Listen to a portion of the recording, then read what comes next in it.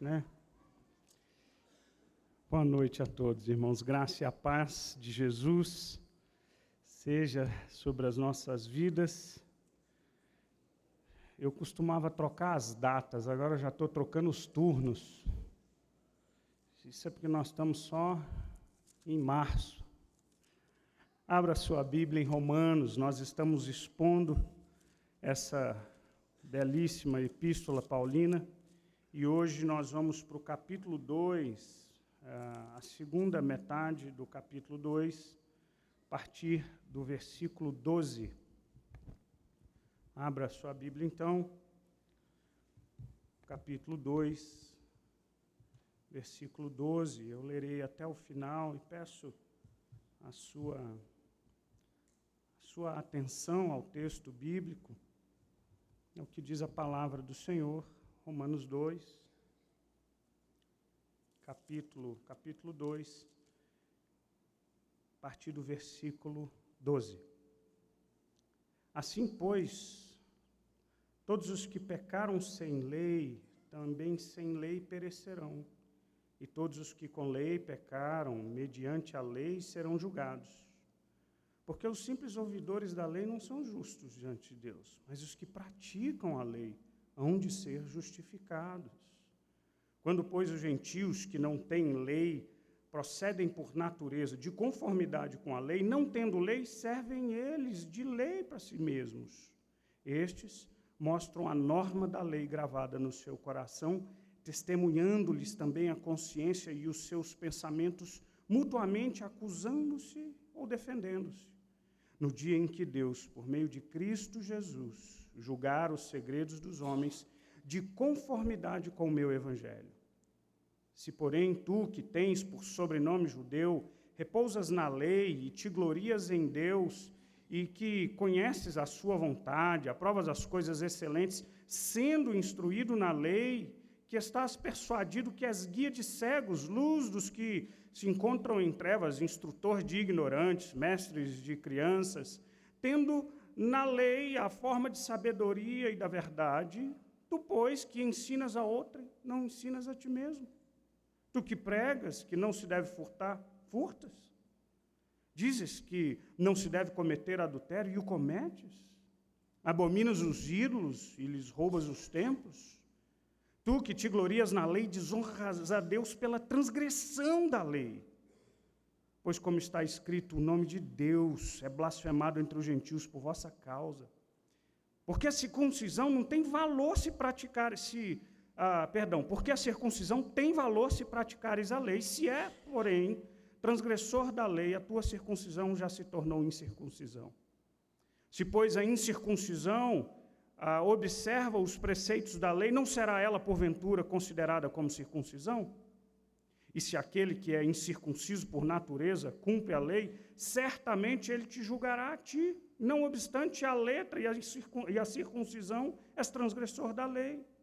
Porque não é judeu quem o é apenas exteriormente, nem circuncisão que é somente na carne. Porém, judeu é aquele que o é interiormente, circuncisão a que é do coração, no espírito, não segundo a letra, e cujo louvor não procede dos homens, mas de Deus. Vamos orar? Pai, eu quero muito agradecer o Senhor pela alegria, pelo privilégio de estar reunido aqui com o teu povo. E eu quero pedir ao Senhor, ó Pai, que prepare os nossos corações. Nós somos carentes de Ti. Nós precisamos ouvir a Tua voz através da Escritura. E por isso, Senhor, fala-nos. Todos os domingos nós nos reunimos aqui em um grupo tão diverso, tantas pessoas, homens e mulheres, cujas histórias, as vidas são tão diferentes. Mas Tu nos conheces, cada um de nós.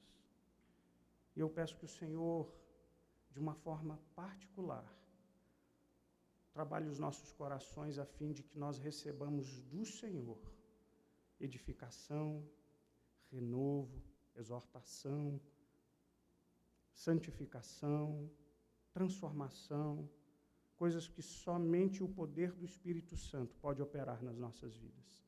Nós louvamos o Teu nome por essa bendita palavra em Cristo Jesus. Amém, Pai. Amém. Irmãos, há bem pouco tempo, eu mencionei aqui a história da ex-deputada Flor de Lis, talvez alguns se lembrem, autodenominada pastora, e a vida dela ou a família, a vida familiar foi marcada por muitos escândalos envolvendo o meio evangélico. Esses escândalos, na verdade, escândalos como esses, que envolvem esse mundo evangélico, não são recentes. Na verdade, quando você lê mais atentamente os evangelhos, você não pode deixar escapar alertas de Jesus sobre falsos mestres, falsos profetas, lobos vestidos em pele de cordeiro. Eu não sei, e aqui eu vou convidar aos nascidos de 80 para trás mente, que talvez você se lembre, eu me lembro, eu ainda era criança, mas eu me lembro de um personagem do Chico Anísio chamado Tintones. Você lembra disso? Procura lá depois no YouTube, você nascido de 90 para cá. O Tintones era uma sátira com um pastor, dito pastor, mas eu acho que o personagem do Tintones fazia uma sátira com essas igrejas que existiam tão somente por causa do lucro. O Tintones tinha um refrão que era "Vamos passar a sacolinha". E talvez também você não esteja familiarizado com isso, mas era muito comum essa praxe. No momento de recolhimento das ofertas, né, as igrejas passavam uma sacolinha mesmo, de banco em banco. De lá para cá, hoje é no Pix, né? As coisas mudaram muito.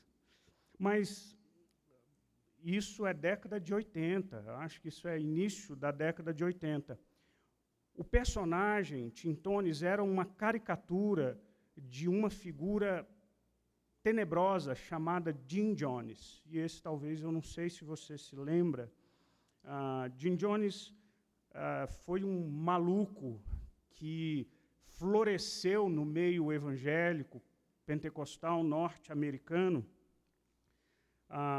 e ele se desconectou da sua igreja de origem, que era a Assembleia de Deus, e fundou uma igreja chamada Templo do Povo. E em 1974, ele já começou a se envolver já com muitos escândalos, que levantou a atenção da sociedade norte-americana. Então, ele migrou com um grupo enorme de pessoas aqui para Guiana, na América do Sul. E ali eles fizeram ali uma comunidade. Eles viviam como uma comuna, e eles trabalhavam juntos e viviam juntos. E não demorou muito também para escândalos começarem a chamar a atenção da imprensa norte-americana, e mandaram pessoas e repórteres e parlamentares para fazer uma investigação sobre o que estava acontecendo ali. E isso acabou culminando numa grande tragédia, e aquele grupo enviado dos Estados Unidos que foi para conhecer essa comunidade chamada Jonestown. Esse grupo, quando eles estavam voltando e já trazendo consigo algumas pessoas que estavam tentando fugir, 5 pessoas foram assassinadas pelos seguidores do Jim Jones. Logo depois disso, Jim Jones reuniu um grupo, e uma das maiores tragédias envolvendo uma comunidade religiosa, aconteceu um suicídio coletivo de 909 pessoas. Cerca de 300 eram crianças. Juntos e reunidos em uma das maiores aberrações que, de alguma forma, envolvia uma figura que se dizia um homem de Deus. Essas coisas não são novas. Em 1989, e eu citei já essa música aqui, o sambista Bezerra da Silva, você vê isso, final da década de 80, escreveu uma música chamada Pastor Trambiqueiro. Pastor sofre, tá, gente? Pastor presbiteriano. A gente tem que se explicar toda hora. Olha a música, olha o refrão da música. Cuidado com ele, de terno e gravata, bancando decente. É o diabo vivo em figura de gente. É o pastor trambiqueiro enganando inocente. Vocês sabem que, e aqui eu dei exemplos, alguns caricatos e aberração na história de Jim Jones, mas eu quero que você pense um pouquinho sobre o que está por trás desse discurso de pessoas que falam em nome de Deus, mas que vivem um estilo de vida absolutamente oposto àquilo que se diz crer. O que está por trás desse tipo de atitude de líderes, que se dizem líderes religiosos, cujas vidas são marcadas por imoralidades e perversidades tais que a gente tem dificuldade de acreditar que elas de fato acontecem por aí afora. Bom, aí eu quero convidar você a olhar comigo a carta de Paulo aos Romanos, porque pode lançar luz e nos ajudar a entender esse tipo de comportamento. Nós vimos a semana passada a exposição da primeira parte desse capítulo 2, o apóstolo Paulo fala sobre o julgamento de Deus, tanto para gentios como para judeus, um julgamento justo de Deus, e o versículo 11 nos diz e nos lembra que, porque para Deus não há acepção de pessoas, Deus julgará justamente e igualmente a cada um de nós. Deixa-nos claro a imparcialidade desse julgamento. E aí é uma coisa curiosa, porque que o apóstolo Paulo vem falando a esse respeito. Porque, de alguma forma, esse grupo, esse povo judeu, eles se achavam, de alguma forma, privilegiados por serem judeus. Eles se achavam privilegiados porque tinham sido o povo escolhido, porque eles eram portadores dos mandamentos, da revelação de Deus. Olha, se você prestar atenção, só do versículo 12 até o versículo 29, a palavra lei, ela é citada 20 vezes aqui. Mas sabe de uma coisa que eles esqueceram? E aí eu quero fazer menção, uma referência que os mais novos estejam cientes, né? Os judeus se esqueceram do conselho do tio, do Peter Parker, que com grandes privilégios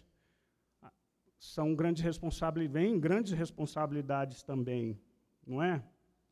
Eles achavam que pelo simples fato de serem judeus, deles conhecerem a lei, isso, ou de serem circuncisos, isso era suficiente. Era uma espécie de salvo-conduto para eles. A gente está bem diante do juízo. E o apóstolo Paulo deixa isso claro, por exemplo, no versículo 17, ele diz assim: se, porém, tu que tens sobrenome judeu e repousas na lei e te glorias em Deus, versículo 18, que conheces a vontade, aprovas as coisas excelentes, sendo instruído na lei, ou seja, as bênçãos recebidas de Deus eram tidas somente como privilégios, e eram, como privilégio que eles entendiam, dava a eles um status de superioridade. A gente é melhor do que você, gentil, porque a gente é o povo escolhido de Deus. Versículo 19 e 20, o apóstolo Paulo continua o seu arrazoado e mostrando para esse povo essa aparente ou que eles achavam de superioridade. Versículo 19, ele diz que estás persuadida que é guias de cego, luz dos que se encontram em trevas, instrutor de ignorantes, mestre de crianças, tendo na lei a forma de sabedoria e da verdade. Irmãos, olha que coisa curiosa, isso é tão verdade que existem textos rabínicos do primeiro século que literalmente diziam assim: nenhum circunciso será mandado para o inferno. Ponto. Era o que eles criam. Primeiro Paulo, então, argumenta que os judeus não estavam, sob nenhum ponto de vista, em vantagem em relação ao gentio. Não. Versículo 12, assim o apóstolo Paulo diz: assim, pois, todos pecaram, todos os que pecaram sem lei perecerão, e todos os que pecaram mediante a lei serão julgados com a lei. É interessante esse versículo, e eu por algum tempo, eu tive dificuldade de entendê-lo, porque às vezes me parecia que o juízo de Deus para com aquele que não conhece a lei seria mais moderado, algo desse tipo, espécie de não foi exposto à palavra de Deus, então Deus vai ser mais bacana com ele. O texto não é esse. O que o texto nos ensina não é que há nem um agravante para o judeu ou um atenuante para o gentio. O que o texto está dizendo é que cada um de nós, com lei ou sem lei, tem conhecimento suficiente, tem em si a lei inscrita no coração. Lembra que lá no capítulo 1 diz que ninguém é indesculpável diante de Deus? Por quê? Porque você, como eu, sendo feito criatura à imagem de Deus, você carrega em si uma lei moral, que é suficiente para dar a você a consciência do que é certo e errado, e, portanto, te torna indesculpável diante de Deus. Você sabe o que é certo e o que é errado. Ora, versículo 15, o apóstolo Paulo fala isso. Essas pessoas têm a lei gravada no seu coração. Essa lei moral, ela é fruto da graça comum, esse senso moral que foi dado a todo aquele criado à imagem e semelhança de Deus. Um outro tema central nesses versículos é que agora, depois de Paulo explanar e dizer, gente, está todo mundo em pé de igualdade, ninguém aqui é superior a ninguém. O apóstolo Paulo agora vai tentar demonstrar um outro grande equívoco do povo judeu, que era a sua hipocrisia. Gente, muito embora, e é curioso, você não vai encontrar aqui a palavra hipocrisia nenhuma vez nesse texto, tá? Mas o apóstolo Paulo nos ajuda a entender, a desvendar essa típica atitude hipócrita daquele judeu daquela época e que pode muito bem servir de alerta para cada um de nós.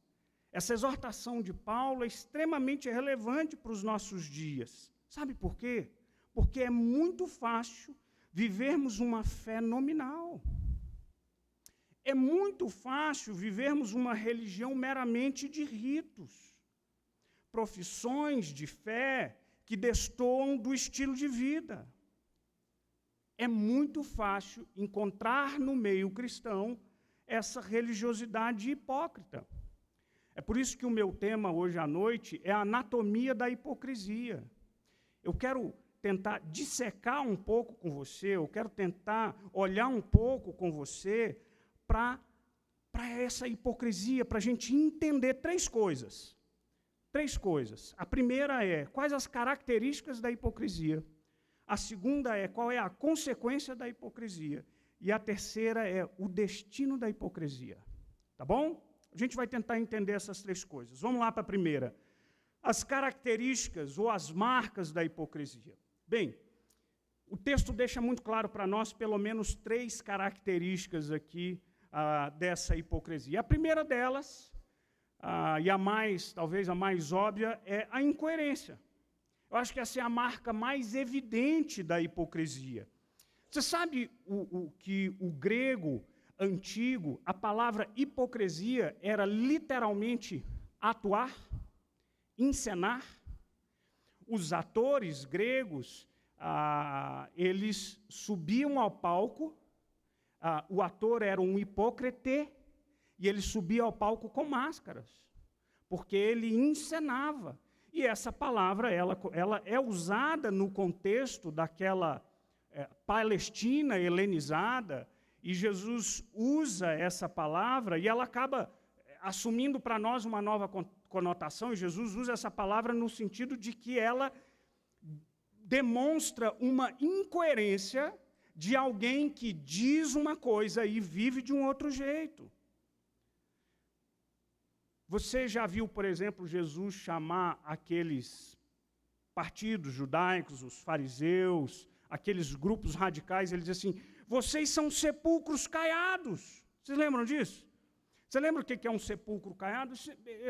Eu acho que quem viveu no interior do país talvez tenha mais ideia do que é isso, né? Hoje os nossos cemitérios não têm grandes mausoléus, né? Aquelas sepulturas, e que são bonitas, né? Eu lembro, ano passado a gente foi na Argentina e eu queria conhecer a sepultura da... Hoje, Não Chore Por Mim, Argentina, como é o nome da... Madonna? Não, Evita Peron! Mas estava caro demais, falei, vou pagar tanto, vou pagar nada para ver um tumulão grandão, vou nada. Aquilo é um sepulcro caiado, bonito, bem ornado. E por dentro, o que tem, gente? Tem morte, tem podridão, tem putrefação. É isso que tem. Jesus chamava os judeus de sepulcros caiados. Tá? Tem um ditado bem brasileiro, essa eu estou até com dó do pessoal que está traduzindo ali, mas se vira aí, irmão. Por fora, bela viola. Por dentro, pão bolorento. Fala isso em inglês agora, aí, não sei como é que é. Bom, o apóstolo Paulo acaba descrevendo, dentro dessa hipocrisia, 3 atitudes bem características que revelam essa incoerência. Por exemplo, versículo 13, eles ouvem, mas não praticam. Versículo 13 diz que esses homens são simples ouvidores da lei. E no versículo 24, muito curioso, o apóstolo Paulo diz que eles são conhecedores das leis, mas eles mesmos são transgressores das leis que eles dizem conhecer. O apóstolo Paulo enfatiza, então, a importância da prática da lei. Não basta ser um ouvinte dessa lei. Versículo 13, ele diz que aquele que pratica a lei será justificado. Os versículos 6 e 7, que a gente viu na semana passada, o apóstolo Paulo nos lembra que nós seremos retribuídos também, cada um de acordo com as suas obras, a vida eterna aos que perseverando fizerem o bem. Entenda, isso é muito importante, muito importante. O apóstolo Paulo, quando diz que os praticantes da lei serão justificados, ele não está dizendo que são as nossas obras ou as nossas boas ações que nos justificam, mas a compreensão da teologia paulina ou de toda a Bíblia é que não são as obras que nos justificam, mas essas obras são evidência de uma fé verdadeira. Paulo nos chama a atenção para o fato de que as nossas ações, embora elas não sejam meritórias diante de Deus, elas não nos justificam, mas elas são a evidência mais concreta e palpável da nossa salvação. É isso. Eu não fui salvo pelas obras, mas eu fui salvo para as boas obras. As minhas ações, as minhas atitudes, elas revelam o que tem dentro do meu coração. Elas são evidência disso. Não é à toa que Jesus, por exemplo, compara, ao final do Sermão do Monte, depois daquele grande ensino de Jesus, o Senhor Jesus então diz, todo aquele que ouve as minhas palavras e as pratica é como aquela pessoa que é o homem prudente. Construiu a casa sobre a rocha. Solo firme. O pessoal aqui da igreja hoje, aqui a sala do templo aqui, estava estudando Tiago, né? Tiago é categórico. Por exemplo, Tiago, capítulo 1, versículo 22, ele diz assim, sejam praticantes e não somente ouvintes, para que você não se engane a si mesmo. Pratique, não somente ouça. Uma outra incoerência dos judeus é que eles ensinam, mas eles não seguem. Eu comentei isso aqui, uma imagem da minha infância. Meu pai era um fumante inveterado, e ele sempre nos alertava, filhos, não fumem, com um cigarro na boca. Falava, pai, mas seu pai é bobo. Não faz muito sentido esse tipo de ensino. O apóstolo Paulo, os versículos 21 e 22, ele diz assim, tu, pois, que ensinas a outrem, por que você não ensina a si mesmo? Tu que pregas que não deve furtar, furtas. Dizes que não deve cometer adultério, cometes. Abominas os ídolos, mas rouba os templos. Olha uma coisa interessante, todas essas acusações estão calcadas lá no Decálogo, os 10 mandamentos. Roubar, o adulterar, tá? Todas elas estão calcadas lá. Embora essa terceira acusação, ela causa mais discussão entre os comentaristas, porque não se há muitas notícias de que os judeus, eles abominavam os ídolos, de fato, eles sequer entravam em templos pagãos.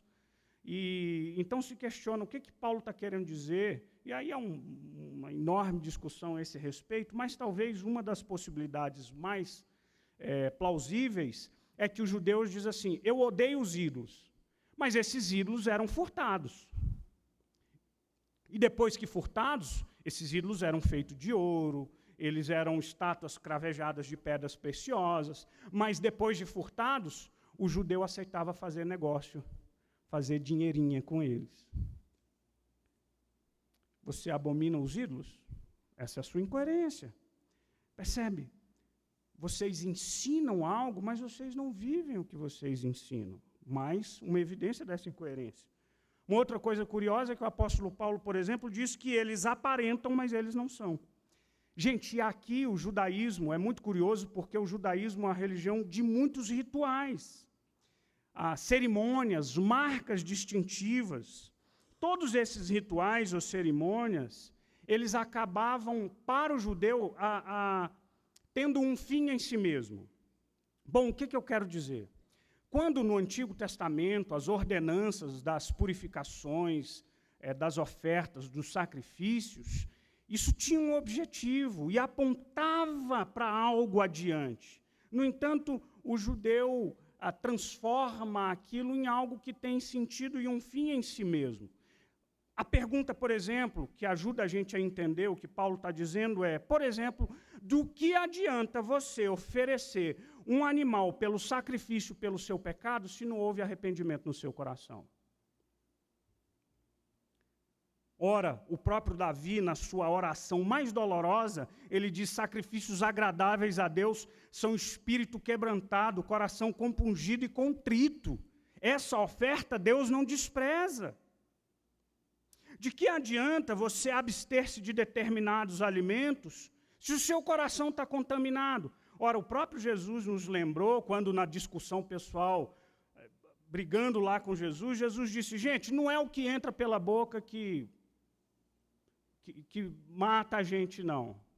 Que torna a gente impuro.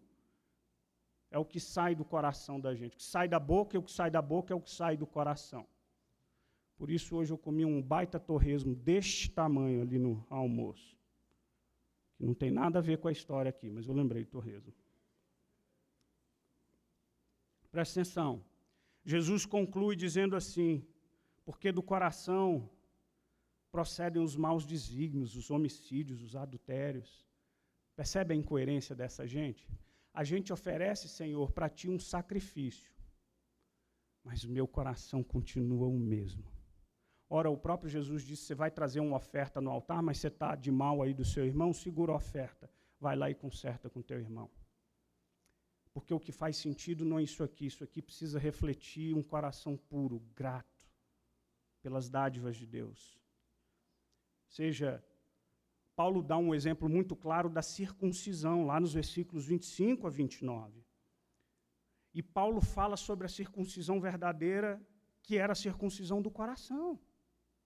Porque a mera circuncisão era um sinal meramente externo, que só faria sentido se o coração fosse circuncidado.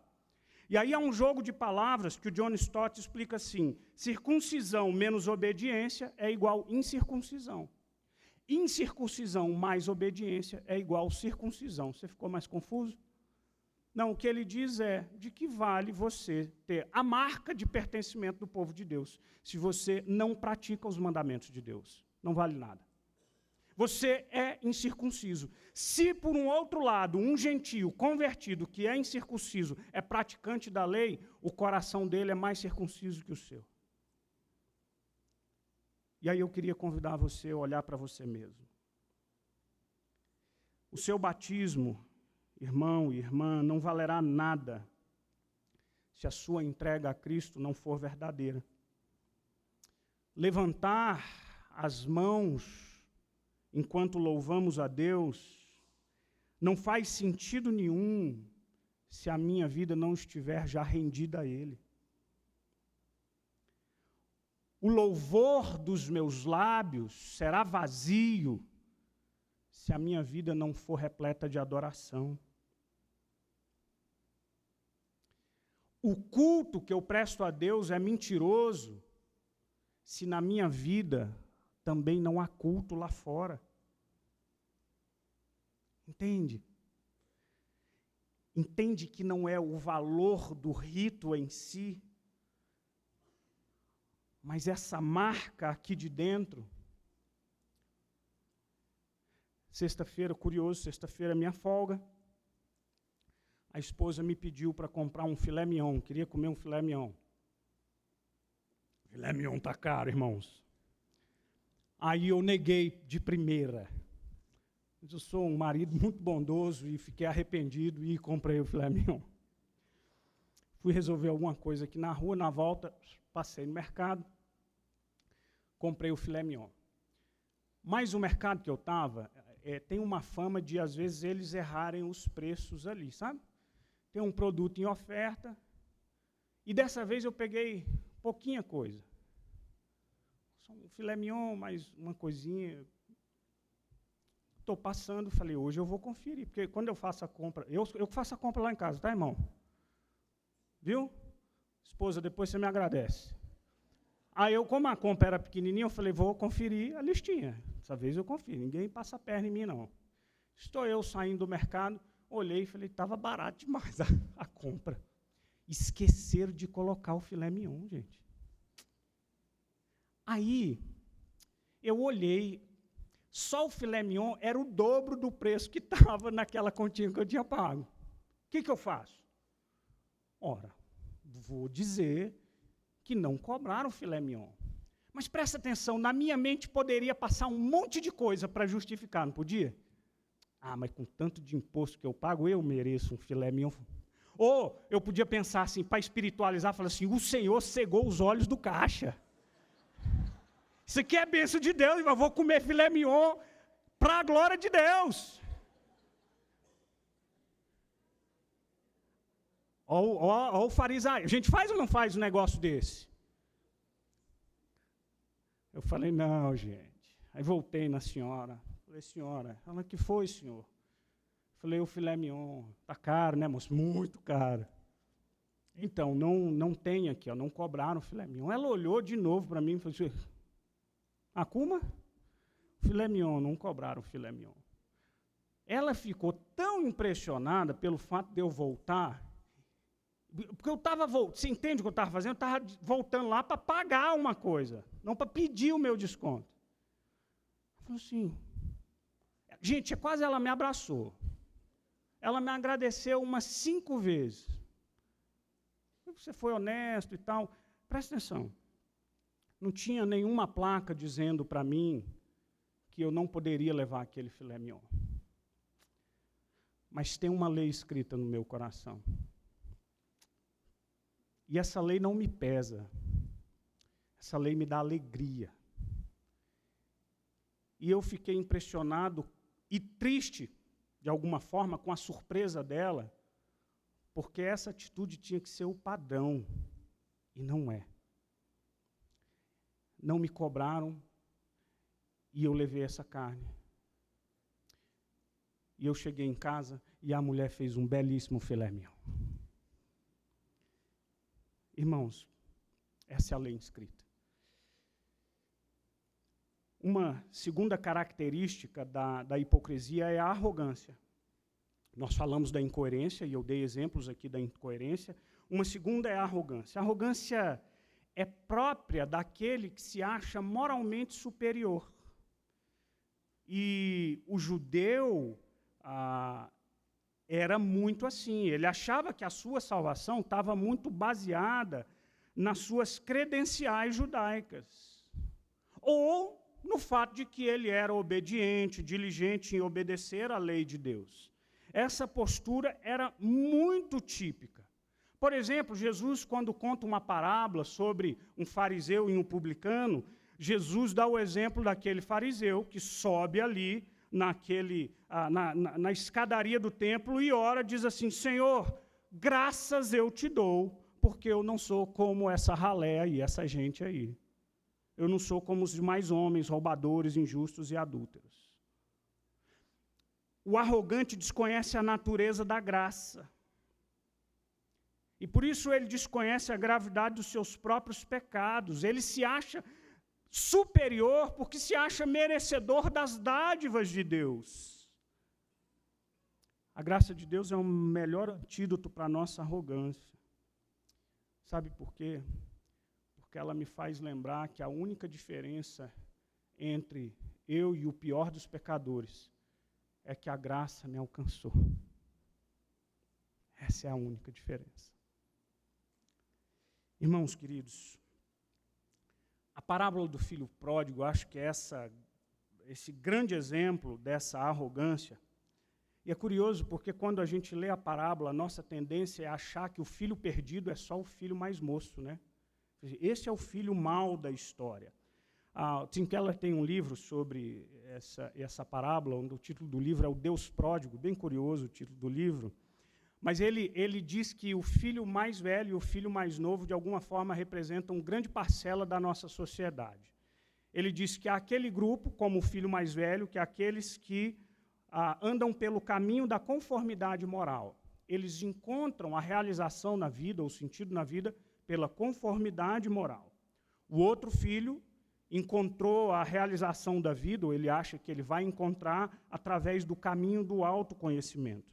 Mas olha que coisa curiosa, paradoxalmente, ambos estilos de vida, embora diferentes, são igualmente egoístas. Embora um busque a sua realização no esbanjar, no fazer aquilo que ele acha que deve fazer, o outro acha que a sua realização está na sua diligência e obediência diante de regras.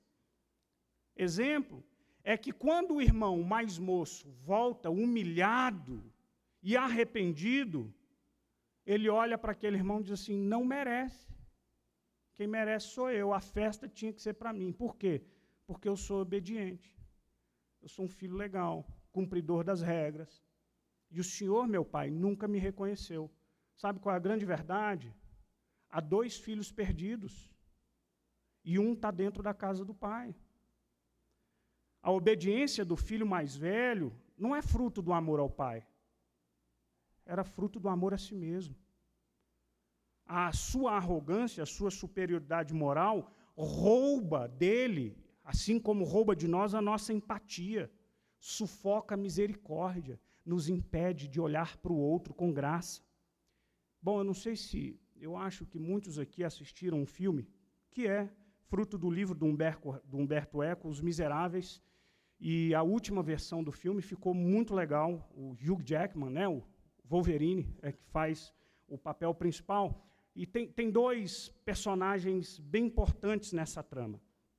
Um deles é o Jean Valjean, e esse é um ex-presidiário, ele foge da cadeia, e ele, em um dado momento da vida dele, ele se encontra com um bispo, e ele rouba utensílios de prata do bispo, mas o bispo o perdoa.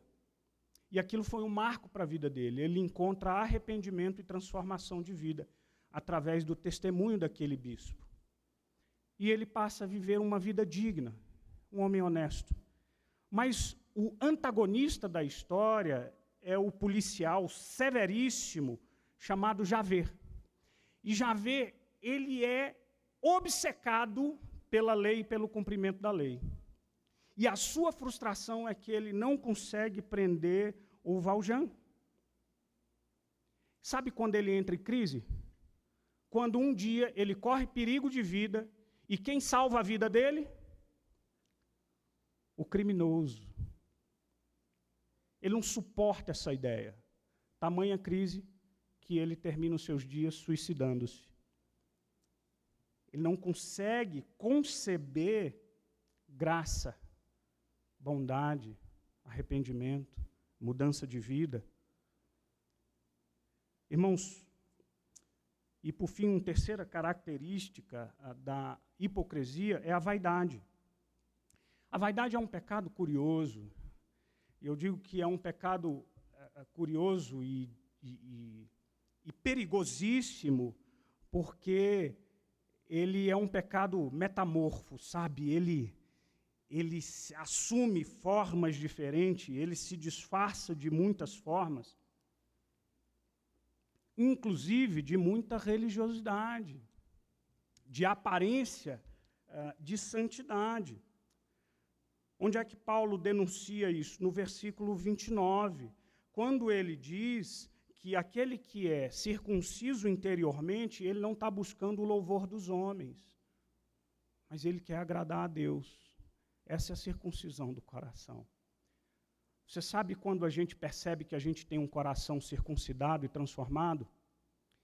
Quando aquilo que você deseja se parece com aquilo que Deus deseja para você.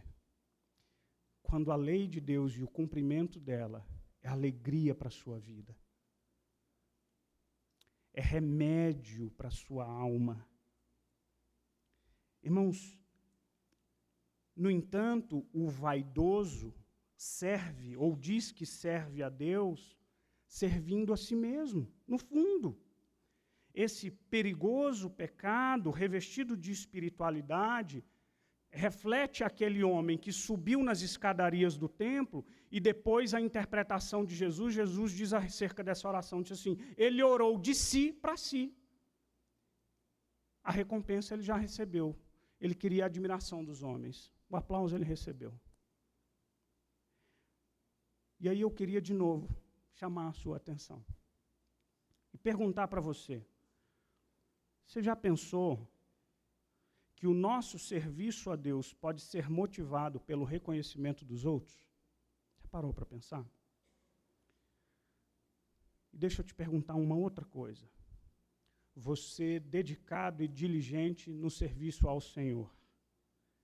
E se ninguém te elogiar?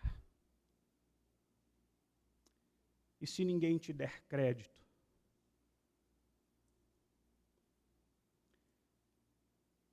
Ainda assim você servirá a Deus com o mesmo entusiasmo? E se ninguém nunca mencionar o seu nome publicamente? Ainda assim haverá satisfação pelo simples fato de que o seu nome está escrito no livro da vida? Você serve a Deus na igreja para quem? Para você? Ou para Ele? Se for para você, o caminho da sua decepção está preparado e será rápido. Logo você se cansará. Mas se o seu serviço for a Deus, não em busca do elogio, não movido pela vaidade, nada vai tirar você dos caminhos da vida que é vivida para a glória do Senhor. Nada. Essas são as características da hipocrisia, que muito pode nos afetar. Quero caminhar mais rapidamente para a gente seguir e chegar ao final. Segunda pergunta, ou segundo aspecto da hipocrisia, eu queria falar sobre a consequência da hipocrisia. Para a gente entender a consequência da hipocrisia, você precisa lembrar que na história da redenção, Deus chama o seu povo para ser seu representante. Sempre foi assim. Lá no Éden, chamada de Abraão, a formação do seu povo, sempre foi assim.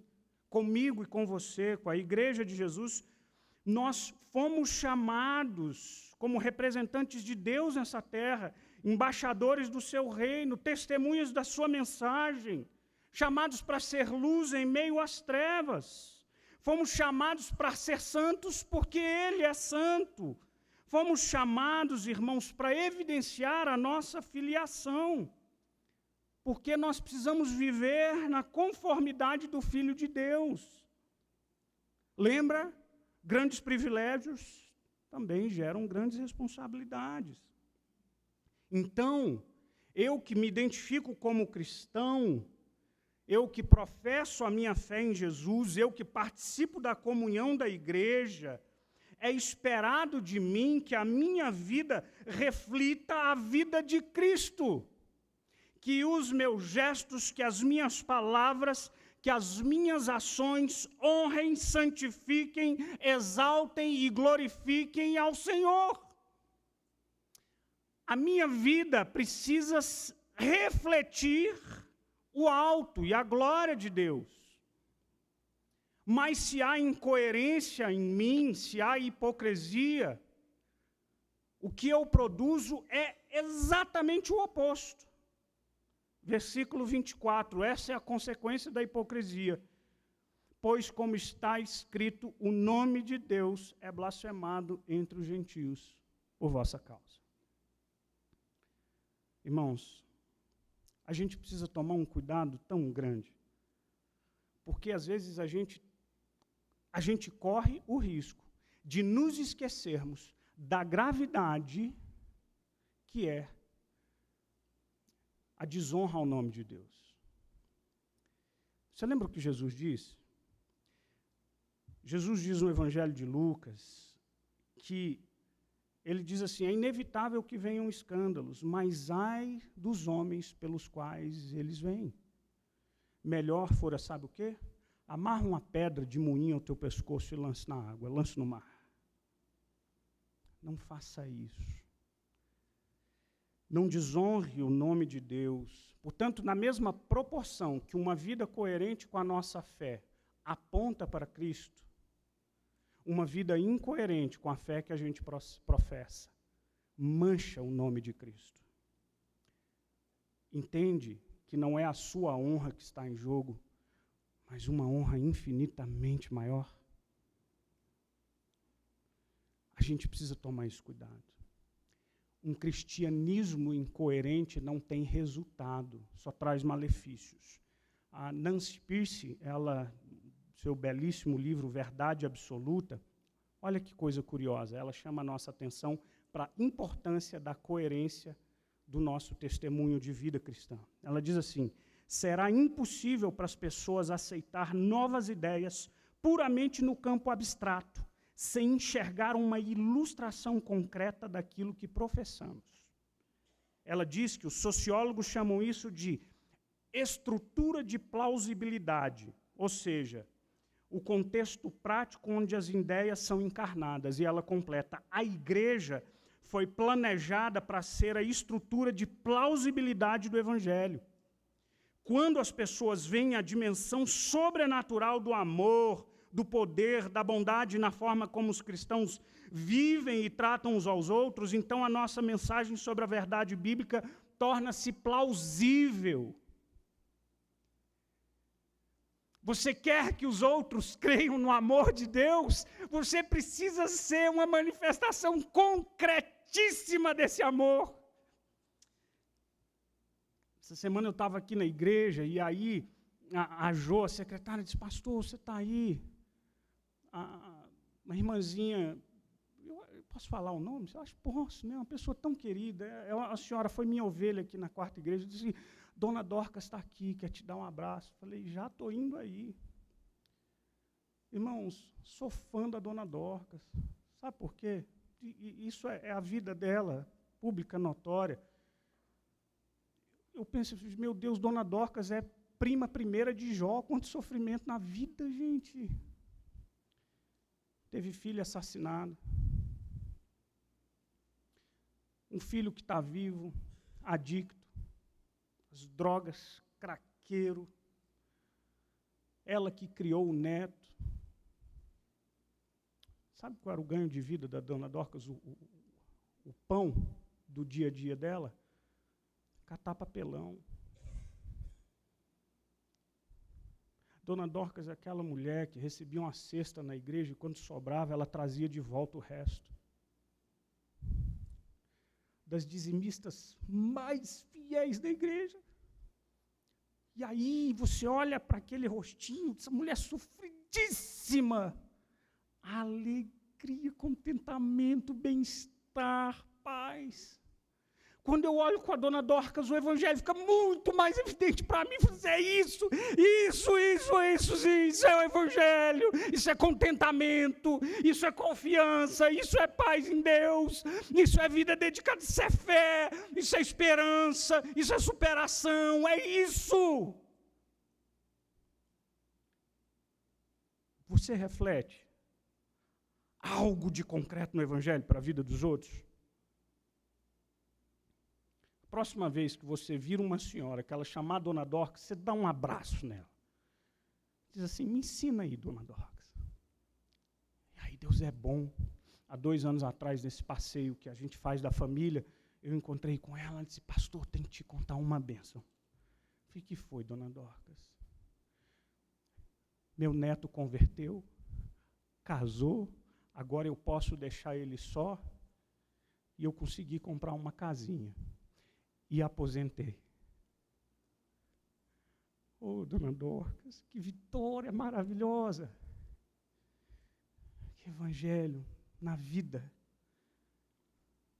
Para a gente encerrar, qual é o destino, qual é o fim da hipocrisia? Irmãos, enquanto nós formos aqui igreja militante, isso quer dizer que a gente é a igreja que luta, que batalha, enquanto não desenrolar o final da história da redenção com a volta de Cristo, a vida da igreja será permeada pela convivência do joio com o trigo, do trigo com o joio. Eles são parecidíssimos. E, embora o Senhor tenha nos dado ferramentas que nos ajudem a identificar, ainda assim, a gente corre o risco de se enganar, porque eles são muito parecidos.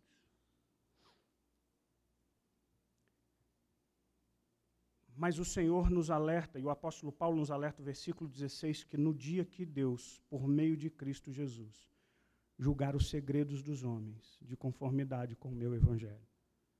Perceba que nesse dia, não são só as obras que serão julgadas, o seu coração, as suas motivações mais profundas e secretas serão julgadas diante de Deus. Não haverá desculpas, não haverá contornos, racionalizações, justificativas. Sabe o que o apóstolo Paulo diz? Versículo 5. Mas segundo a tua dureza de coração e o coração impenitente, acumulastes contra ti mesmo ira para o dia da revelação. Creia você ou não, haverá um dia de juízo. Aqueles cujo coração são redimidos não têm que temer. Porque o Senhor, que estará diante de nós como juiz e advogado, Ele te conhece. E a marca do sangue dele está sobre você. E por maiores que sejam os nossos pecados, você já está justificado no sangue do Cordeiro. Mas aqueles cujos corações não foram lavados e remidos nesse precioso sangue, encontrarão para si ira no dia do juízo. O que para alguns será um dia glorioso, para outros será um dia pavoroso. E eu encerro aqui citando um livrinho que eu li na minha adolescência, acho que no primeiro ano da minha conversão. Não sei se você já leu o livrinho chamado Apóstolo dos Pés Sangrentos. É a história de um indiano chamado Sundar Singh. Ele era conhecido como um sadhu. Sadhu é santo em sânscrito. E ele converteu-se na adolescência e quando ele abraçou a fé em Cristo, ele foi expulso de sua casa e passou por muitas e muitas lutas e perseguições. Ele adotou um estilo de vida muito simples, fez viagens e andou por muitas aldeias para pregar o evangelho sempre descalço. E descalço como estava, os seus pés sangravam, e as marcas das suas pegadas ficavam por muitos lugares, por isso o apóstolo dos pés sangrentos. Já cristão maduro e reconhecido, ele fez uma viagem para o Ocidente, e ele foi na Inglaterra, em certa ocasião, e ficou chocado com a frivolidade do cristianismo que viviam por lá. Cristianismo materialista, descomprometido, ralo. E aí o livro relata uma coisa curiosa, que um dia ele foi para casa, que estavam hospedando ele, e essa família tinha gêmeos. E ele brincava com aquelas crianças. E no outro dia ele precisou sair cedo por causa de um compromisso, e as crianças acordaram e logo foram procurar aquele homem, o visitante, e não o encontrando, correram atrás da mãe e falaram: mamãe, mamãe, onde é que Jesus foi? Quem, meu filho? Jesus estava aqui ontem brincando com a gente. Presta atenção. Mais do que uma semelhança física, aquele homem poderia carregar para o imaginário daquela criança, aquele homem refletia a imagem do seu Senhor, os seus gestos, as suas palavras, a sua presença, a sua mansidão.